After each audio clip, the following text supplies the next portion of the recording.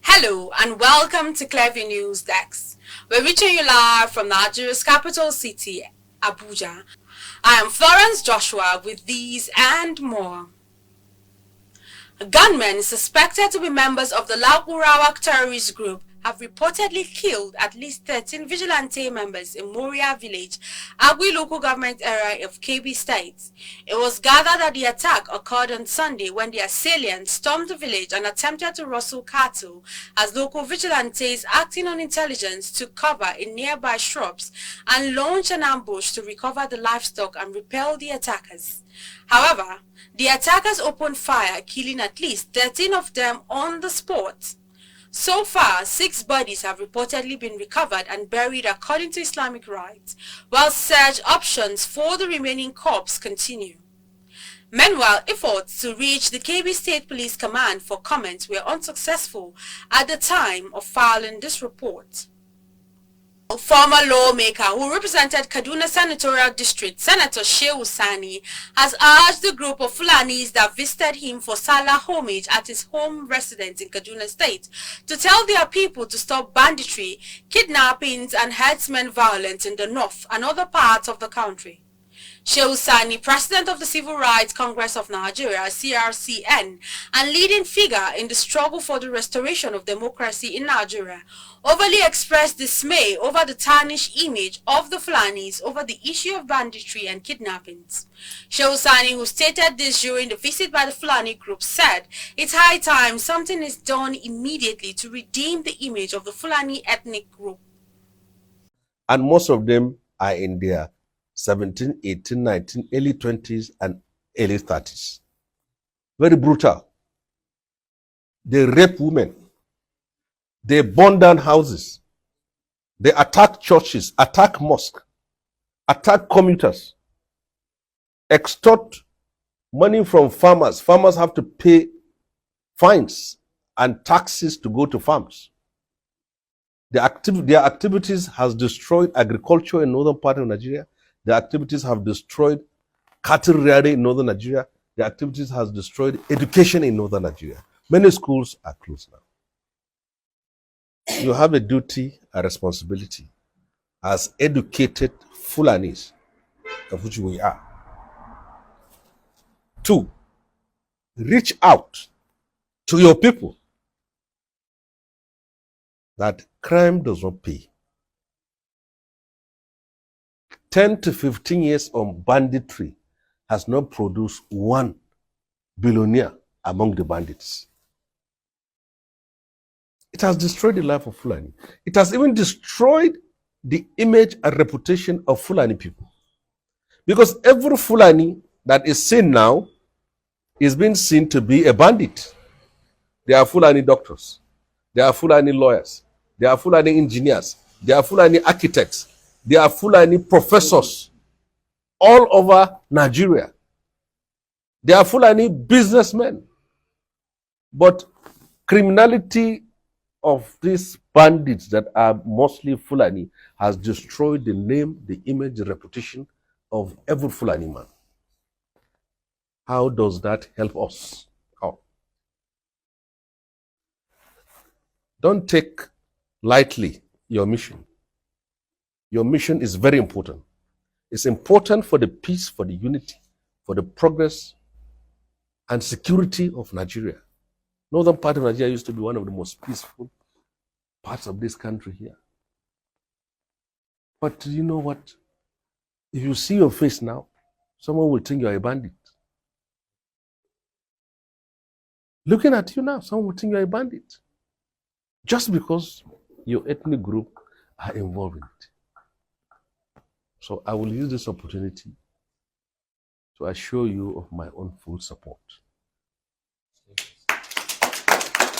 You should go to every nook and cranny, meet your people, tell them that we don't want banditry in northern Nigeria.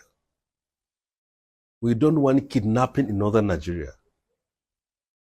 We don't want their activities that has been destroying our image, our reputation as the people in northern Nigeria. In another development, operatives of the Nigerian police force in the early hours of this Monday dispersed peaceful protesters with tear gas in the Maitama area of Abuja as demonstrators took to the streets to demand urgent government action on worsening economic conditions, rising repression and the alleged misuse of the Cybercrime Act. The protest, which was part of a nationwide demonstration organized by the Take It Back movement in collaboration with several civil society organizations, coincided with the National Police Day celebrations held at the Eagle Square. Let's now join Clearview News' Gloria Atta, who has been monitoring the situation across the FCT, for details.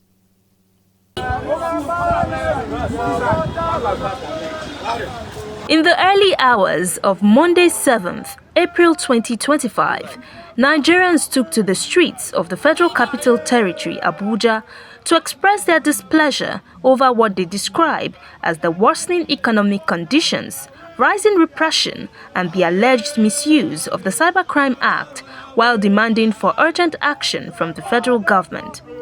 The protest is part of the month-long hashtag 30 Days Rant Challenge, which has seen Nigerians, especially youths, take to social media platforms to highlight the Bola Tinubu's administration's failure to address pressing economic, social, and security challenges facing the country. The demonstration is expected to, among other things, repeal the controversial Cybercrimes Prohibition Prevention Act 2015 as amended in 2024, as well as to address the political situation in Rivers State and demand for good governance and accountability from the federal government. With the theme, Take It Back, protesters, including human rights activists and former presidential candidate Omoyele Sowore, carried placards with messages such as "Stop the Repression" and "Let us breathe," to condemn what they described as a growing wave of authoritarianism under the current administration. Nigerian policemen are the worst paid in the world. Yes. But they keep killing the same people who are fighting for them. Yes. We are not going to accept that anymore. Yes. So while we are here, Tinubu is busy enjoying himself in France. We are not going to stay back in our country while our executive president is censoring our rights. Yes. And we have told them also that the IGP of police that is leading the program today at Eagle Square is an illegal IGP of police. Yes. He must leave after 60 years. You must go! Of being a farmer. Yes. That is the essence of our march today. Yes. Nobody can stop an idea whose time has come. Nobody can stop an idea whose time has come. Having this march today is happening in Lagos as well. Yes. It's happening in Port Harcourt. Yes. And these ones are rehearsals. Yes. The time will come when all Nigerians will come out and nobody can stop them. Yes. The gathering, however, soon turned violent after security forces fired tear gas, scattering demonstrators and leading to multiple arrests.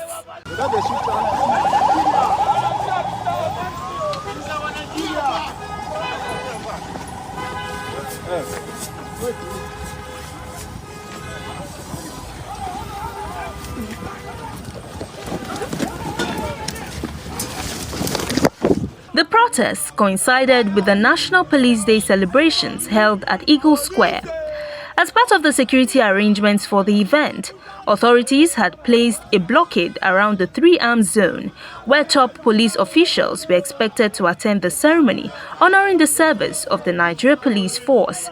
The police had beefed up security in the FCT, especially in the city center, following news of the planned protest by the group. The police force headquarters had on Sunday, through a statement by the First Public Relations Officer, ACP Olumuyiwa Adeboye, warned that it would not take kindly to a protest it described as potential unrest or confrontation. In the ensuing confusion and chaos, the roads leading to Eagle Square and the adjoining areas were flooded with commuters and vehicles, leading to traffic gridlock and struggle by passengers to exit the crowded areas. Gloria Atta, reporting for Clearview News.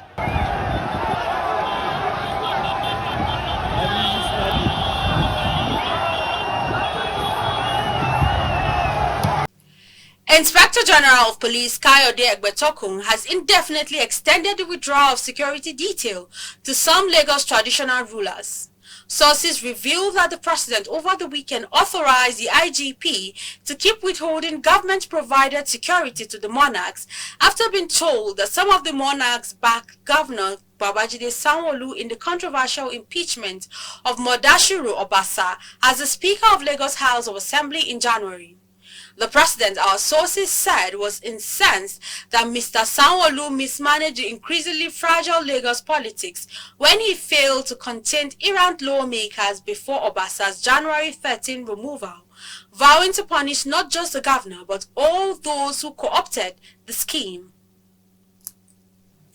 The senior pastor and district overseer of Foursquare Gospel Church, Asokoro, Reverend Julius Meshaliza, has charged Clearview News Desk and other media organizations to consider the spread of the gospel as part of its primary assignment. Reverend Julius gave the advice when he visited the Clearview office in Asokoro, Abuja. Clearview News' Imofonokon has the details.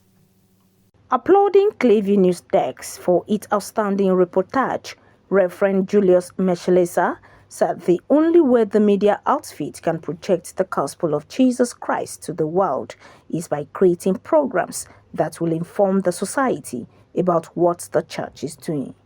I think the television's outfit can project the gospel of Jesus Christ by creating programs, that will inform the people about God, and then, of course, by bringing perhaps men of God, project what they are doing, inform the society about what the church is doing, and maybe partner with ministries also to use the platform to preach the gospel. Speaking on insecurity and political tension currently being experienced in the country, Reverend Julius said without the intervention of churches, there will be no country to call Nigeria. The church is praying. Just imagine if the church is not praying. What would have been going? In fact, we won't have a country. So I think the prayer of the church is what is staying, the hand of the enemy. The world will continue to see evil, but the church is the restraining force that is restraining the power of evil. If not, when Satan unleashes his evil on the world will not be able to contain it. So the church is praying, and we are seeing the impact of our prayers. Clearview News Desk is an independent news production outfit headquartered in Abuja. It produces 7 p.m. flagship news for transmission on DSTV channel 255 on MITV. It also uploads an abridged version of its news daily on its YouTube channel at Clearview News Desk. Clearview TV is breaking into the mainstream. Some of the news are really quite relevant to what is happening in the society, and so it's informing the society. And one thing about media, it also changes the mindset of people. So some of the news that are being churned out from Clearview TV, I think is creating that drift and impact. Clearview News Desk was established by Sam Odiombelo after serving as head of network news of AIT. Imefon Okon reporting for Clearview News. The Wole Soyinka Center for Investigative Journalism has trained 12 journalists under its 6 Female Reporters Leadership Program Fellowship. Speaking at the opening ceremony of a 3-day residential training in Lagos, Executive Director and CEO of WSCIJ, Motunrayo Alaka, said the Report Women Fellowship was designed to engage the management and staff of news media organizations in Nigeria and eventually Africa to increase representation of women in news coverage, newsroom leadership as news sources. Clearview's Gloria Atta is one of the 12 participants who made the short list out of a competitive pool of 160 female applicants. She will be joining us in the studio to share her experiences.